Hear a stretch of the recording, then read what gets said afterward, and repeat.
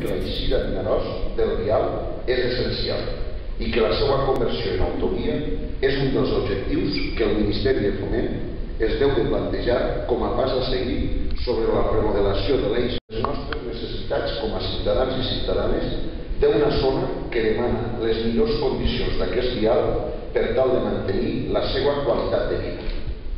L'objectiu d'aquest manifest és assolir l'acord i el compromís efectiu dels nostres representants al Parlament amb representació a les nostres províncies, així com del Govern de l'Estat en la solució d'aquesta situació que ens alluna dels serveis bàsics i que empobreix el nostre desenvolupament. És fonamental tenir el seu compromís per tal de desbloquejar una situació que comença a ser dramàtica per a la nostra subsistència econòmica. És per això que volem manifestar la nostra voluntat i desig de que l'actual traçat de la Nacional 232, al seu pas per les províncies de Castelló i Teruel fins a Vinaròs, pugui coincidir amb la A68, convertida en l'autovia entre Saragossa i la Mar.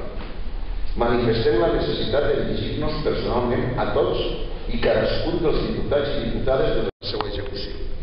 Així mateix els instem a que assumisquen l'eixida de l'autovia per Vinaròs com a solució més acord amb els usuaris de la carretera i amb els interessos dels nostres territoris. Manifestem la necessitat de dirigir-nos al Ministeri de Foment per a que la Nacional 232 sigui listes, estan o d'alguna manera avui signaran eixe manifest que esperem que sigui un continu de signatures dels càrrecs parlamentaris que són els que realment poden donar l'impuls últim que necessitem en aquest moment tan vital en el que estem en aquesta data. Moltes gràcies.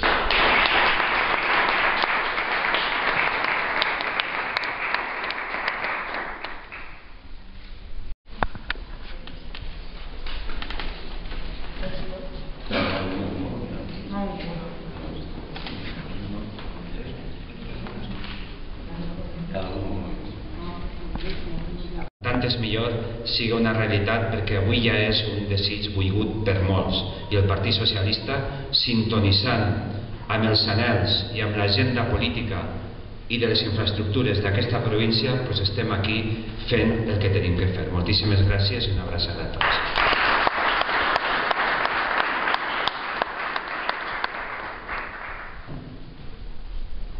Hoy se apoya aquí un manifiesto no solo de los parlamentarios, tanto de Teruel como de Castellón, sino un manifiesto que viene también respaldado por la organización, viene respaldado por el Partido Socialista de Castellón y por el Partido Socialista de Teruel.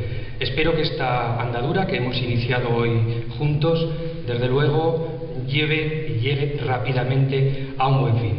Para nosotros, para el Partido Socialista en Teruel, esta infraestructura, la A68, es una infraestructura prioritaria. Cuando nosotros hacemos el planteamiento de futuro de la provincia de Teruel en estos momentos, ponemos como prioridad absoluta en el punto número 1 la A68, pero la A68 pasando por el trazado de la 232.